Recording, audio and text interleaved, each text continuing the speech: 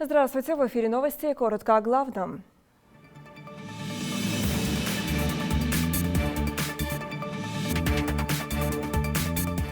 Глава Ингушетии провел прием граждан о некоторых обращениях жителей в выпуске.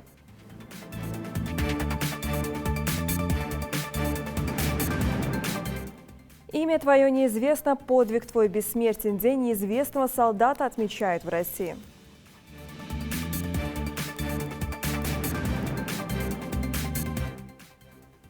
Сегодня Международный день инвалидов. Проблемы людей с ограниченными возможностями здоровья обсуждают на мировом уровне.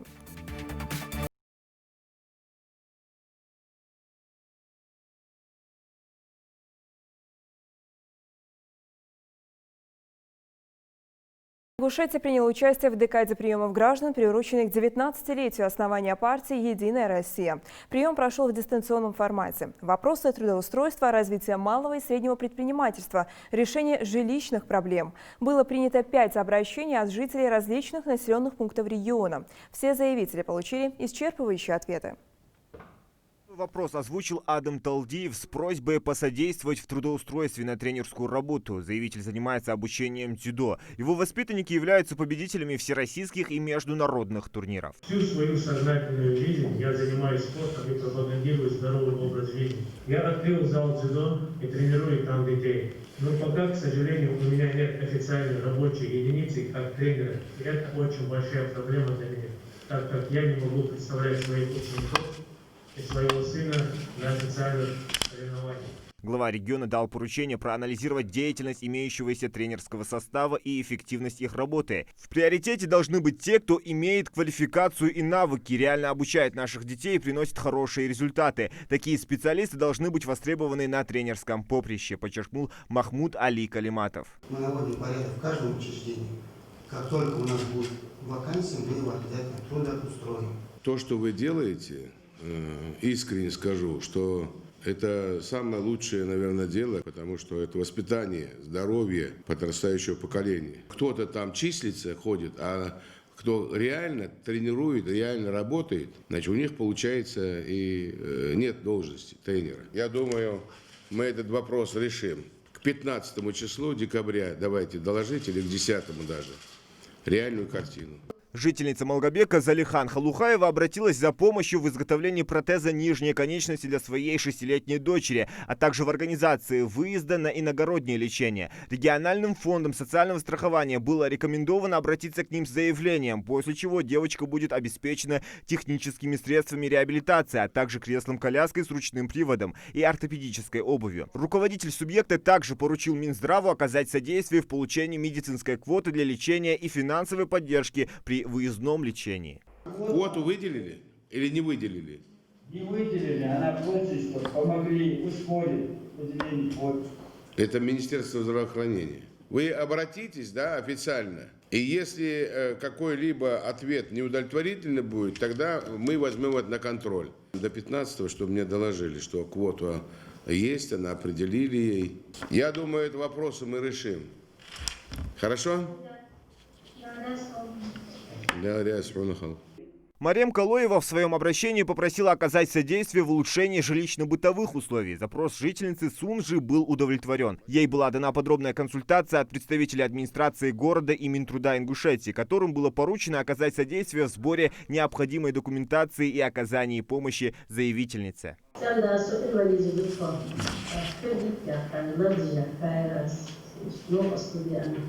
Чиновникам, говорю, и руководителям. Пакет документов вы должны помогать. И если эти документы нужно вам оформить тяжело, то помогут оформить. Заявление только надо написать. Следующий вопрос касался получения лицензии на право ведения образовательной деятельности. Индивидуальный предприниматель Зулейха Альянова планирует расширить перечень дополнительных обучающих услуг на базе имеющегося центра. Махмуд Али Калиматов отметил, что вопрос попадает в зону ответственности Минобра Ингушетии и дал поручение детально его изучить, проработать возможности оказания содействия. Я уже арендую помещение в самом центре Назрани, и было бы хорошо, если я стала бы учебным центром лицензированным, в котором преподаются очень много нужных, хороших направлений, которые были бы полезны людям, полезны обществу, как повышение квалификации, так и получение новых навыков. За что я ратую и всем говорю. мы должны помогать малому и среднему бизнесу. Вот если она занимается, приносит пользу себе и людям, какие-либо ей возможности помощи определить. Также к эфиру присоединились жители сельского поселения Вежери-Юрт, которые выразили благодарность главе республики за строительство социальных объектов. Напомню, в Ингушетии, как по всей России, с 1 по 10 декабря будут проходить приемы граждан в рамках декады, приуроченной ко дню рождения Всероссийской политической партии «Единая Россия». Прием в дистанционном режиме будут осуществлять представители региональной общественной приемной «Единая Россия», местные общественные приемные партии при участии депутатов Госдумы, Народного собрания и муниципальных собраний, представители республиканских министерств и ведомств. Зелимхан Калоев, Хусейн Гагиев, Юсуп Ханиев, Рахман Цуров. Новости 24. В Магасе состоялось заседание постоянно действующего координационного совета по обеспечению правопорядка в Ингушетии под председательством Махмуда Али Калиматова. На совещании, в числе прочих, обсудили концепцию построения и развития аппаратно-программного комплекса «Безопасный город». Работа по его внедрению на территории региона ведется с 2017 года. О ходе реализации программы доложил начальник управления по обеспечению деятельности по защите населения и территории от чрезвычайных ситуаций Ибрагим Ганишев. В ходе реализации первого этапа на территории пилотного муниципального образования Магаса создан сегмент видеонаблюдения. Установлены 39 камер видеонаблюдения и консоль экстренной связи гражданин-полиция, обеспечивающая возможность круглосуточного видеонаблюдения и записи видеоизображений в течение 30 суток.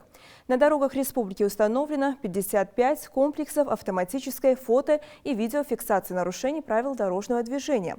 Анализ эффективности их использования свидетельствует о снижении количества нарушений ПДД, как в местах их функционирования, так и в целом. Сравнение результата 8 месяцев этого года с аналогичным периодом 2018 показал, что количество нарушений ПДД комплексами уменьшилось в 2,5 раза. На данный момент в Ингушетии ведется работа по реализации второго этапа внедрения АПК «Безопасный город».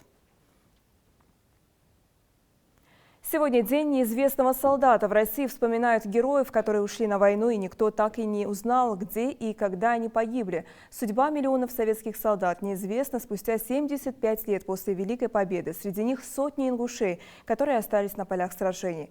Память доблестных героев почтили на церемониях возложения цветов на мемориалах в Малгобеке и на Сыркорте. Подвиг твой бессмертен. Герои, которые ушли на войну, и никто так и не узнал, где и когда они погибли. Историки говорят, кто-то о 2,5, кто-то о 6 миллионах имен, не увековеченных до сих пор, спустя 75 лет со дня Великой Победы. Только звук метронома и минута молчания в память о погибших на фронтах Великой Отечественной. Даже минусовая погода не помешала малгобекчанам своим присутствием почтить всех героев, оставшихся неизвестными. Мы должны о них помнить. Мы должны их благодарить. Быть благодарным значит быть благородным, что соответствует нашему менталитету. Среди приглашенных нет ветеранов Великой Отечественной. С каждым годом в регионе их становится все меньше. Да и тех, кого хотели пригласить, не удалось из-за ограничений, вызванных пандемией. Кажется, что День неизвестного солдата был всегда, но на самом деле памятная дата отмечается только с 2014 года. Вспоминают всех, кто отдал жизнь за Родину, за мир на земле и чьи имена так и не удалось установить. Этот день увековечивает память о воинской доблести, о бессмертии подвига, совершенного солдатами при исполнении воинского долга, при защите нашей Родины. Вот. И, к сожалению, чьи имена до сих пор неизвестны. И как никогда актуальны вот эти слова: «Имя твое неизвестно, подвиг твой бессмертен».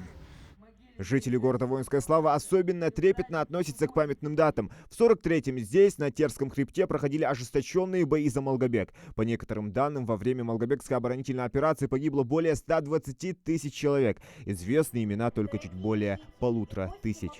Не так давно состоялась торжественная церемония захоронения останков солдат, найденных в ходе всероссийской акции «Вахта памяти. Терский рубеж». За месяц поисковых работ удалось найти останки еще 11 неизвестных солдат. В братских могилах сейчас покоятся 58 бойцов. С каждым годом неравнодушные делают все, чтобы имена их стали известными. Благодаря труду и инициативе ингушских и ставропольских поисковиков в октябре была найдена могила советского солдата Алексея Герасименко. Он погиб в Ингушетии во время Великой Отечественной войны. И таких примеров немало. Подвиги бойцов, несмотря на то, известны имена бойцов или нет, бессмертные. В завершении траурного мероприятия собравшиеся возложили цветы к памятнику защитника Малгобека. Его подвиг не может быть предан забвению. В этом уверены собравшиеся здесь, в Назрани. Почтить память и отдать дань уважения неизвестному солдату. Люди несут цветы к вечному огню. Здесь, на территории городского сквера, у памятной стелы на монументе высечены имена сотни ингушей-защитников Отечества. Эта дата сплотила вокруг себя всех неравнодушных к подвигу тех, кто сложил свою голову за отчизну, в память о тех, кто покоится в братских могилах в нашей стране и за ее пределами. Здесь и курсанты горского кадетского корпуса, которые стоят вдоль сквера с выправленной осанкой, будто настоящие офицеры, и активисты движения Юнармия Ангушт, самым старшим из них всего 12 лет. Для нас, кадетов горского кадетского корпуса, это великая честь, так как мы отдаем дань солдатам, погибшим во Второй мировой войне. класс гулы я учитель таус хадахат сди отметить диан цим подвиг отметить диан будущее позаботиться да Принять участие в мероприятии собрались ветераны афганской войны и Министерства внутренних дел, сотрудники управления Российской и Национальной гвардии, представители Горсовета Назрани и казачества. Мы обязаны помнить наших близких, родных, чтобы они всегда были нашим на усту, чтобы мы их помнили и не забывали, и чтобы на этой же традиции воспитывать наше молодое поколение, подрастающее и будущее поколение. На самом деле это очень важная дата для всей нашей страны, потому что столько погибших и неизвестных, не найденных солдатов, героев нашей страны, еще ни одной стране мира такого не было. Организовать памятное мероприятие в этом году было решено без массового скопления людей из-за непростой эпидобстановки. Тем не менее, вечный огонь полыхает все так же ярко, а цветы в знак искреннего уважения и признательности остались лежать у подножья стелы. Зелимхан Калоев, Адам Мережков, Магомед Дидигов. Новости 24. Воспоминания о героических подвигах наших земляков – гордость, которая вдохновляет новые поколения. В Малгобеке прошла акция «Огонь памяти», а поисковые отряды передали музею на вечное хранение артефакты, найденные в окрестностях города, многие из которых являются уникальными. Репортаж Муслима Ганиева. Практически это самый дорогой в мире считается и по ценности, и по значимости. Копия Ордена Победа – самый последний на данный момент экспонат, который пополнил фонд музея поискового отряда «Малгобек». Таких предметов здесь не так много, что нельзя сказать об артефактах времен Великой Отечественной и Второй мировой. Все они – память и напоминание о самой кровопролитной войне. И память на то, что это все или почти все артефакты, которые здесь находятся, они взяты из окопов, огневых точек вместе с бойцами. То есть там нет купленных, там нет подаренных, ничего.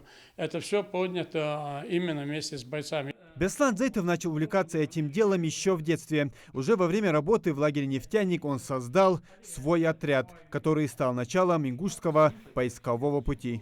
Для нас важно сохранение памяти защитников Отечества. Прежде всего, вот мы занимаемся тем, что поднимаем бойцов, которые остались лежать в окопах, огневых точках уже более 75 лет.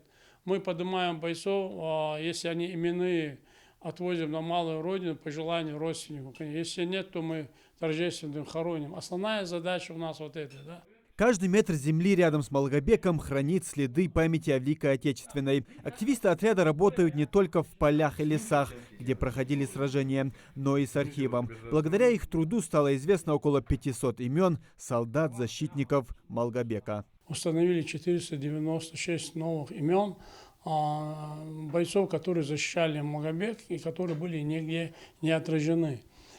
Эти фамилии мы передали в администрацию города воинской славы Малгобек, и они в 2015 году их вписали золотыми буквами в пилоны в парке культуры и отдыха Серго здесь, на территории Малгобека. Музей боевой и трудовой славы – самое большое хранилище в республике истории Великой Отечественной. Вот и сейчас командир поискового отряда «Патриот» передает новые артефакты. С 19 сентября по 21 октября вахта памяти, межрегиональная вахта памяти. Поиск жеж, то есть Малгобеке. Поиск жеж, цичергуля артефакты жеж. Цайт салти поднять вырвах, безымянный быж.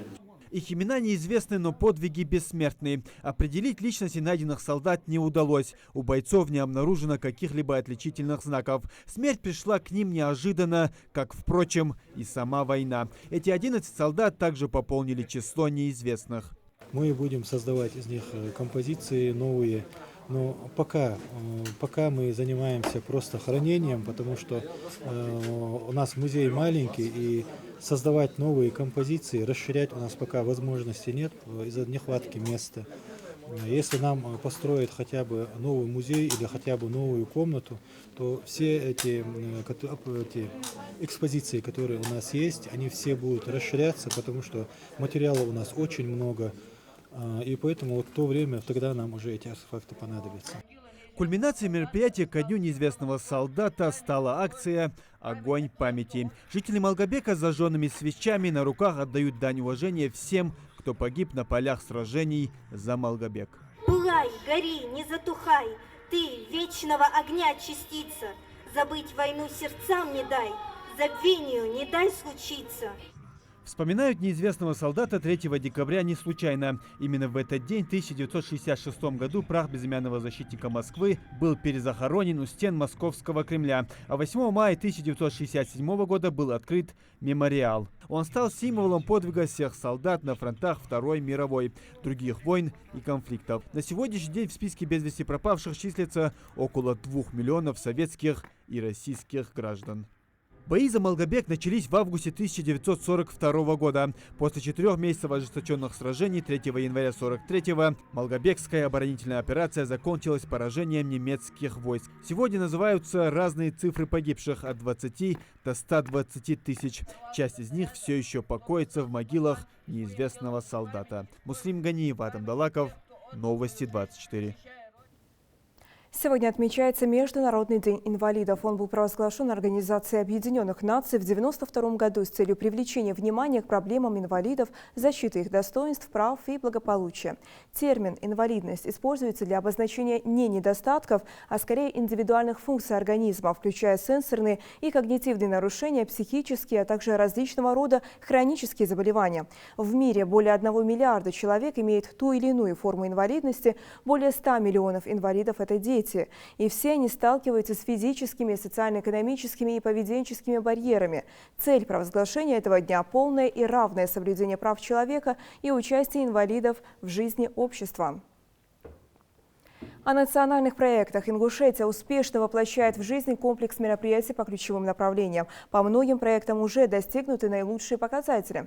Новые объекты, оборудование, рабочие места и возможности для самореализации детей и взрослых. О реализации нацпроектов «Культура и демография» расскажет наш корреспондент. Скоро в этих аудиториях откроют кружки по вокалу, рисованию и актерскому классу. И, конечно, актовый зал, рассчитанный на 200 мест, станет местом досуга и развития талантливой молодежи в селении Кажево. Отделочные работы близятся к завершению. Согласно проектной документации, новый соцобъект будет отвечать всем современным стандартам. Единственный вопрос газификации у нас. Котельное оборудование установлено. Не подведена газопровод не подведен. Вот с начала строительства мы об этом докладывали местной администрации, заказчику, всем проектным организациям. До сдачи объекта 12 числа объект должен быть сдан. Эта работа, я думаю, будет завершена газовой службой. Так что все нормально. Вводят объект в рамках нацпроекта «Культура». Рабочие уже облагораживают прилегающую территорию, укладывают тротуарную плитку и готовят основание под асфальтобетон на месте будущей парковки. А это уже новый спортивный объект. Футбольное поле издали сразу привлекает взгляд ярко-зеленым искусственным покрытием. Вокруг обустроена беговая дорожка, не хватает только разделительной разметки и освещения. Правда, при желании осмотреть или опробовать поле, нужно быть готовым преодолеть грязь. Кто будет заниматься облагораживанием этой зоны, неизвестно. Возводит спортобъект подрядная организация Евростройсервис-2010. Но на месте мы никого не застали, вопросы адресовали местным властям. Насколько у меня был разговор с подрядчиком, он сказал, он не будет делать вот этого вокруг, благоустраивать. Единственное, что он будет делать, вот это будет все выравнивать, расчищать за собой вот мусор этот. А так больше он по проекту у него не заложено благоустройство. Но мы с главой района обсуждали вот этот вопрос. Он взял под контроль этот вопрос. Он будет изыскивать средства для того, чтобы сделать благоустройство вокруг. Обязательства вот работа подрядной организации не входит? Не входит. Да, не входит, как они говорят, не входит. Но проекта у нас нету. Проект, это футбольное поле строится через администрацию района. Проект, вся документация у них. Тут очень много грязи. В таком виде его нельзя сдавать. Объект реализуется по федеральному проекту «Спорт. Норма жизни» по линии нацпроекта «Демография». Срок сдачи по плану до 10 декабря. Но примут ли проект в таком состоянии? Адам Мережков, Асхаб Белакиев, Новости 24. Это были все новости к этому часу. До встречи в эфире.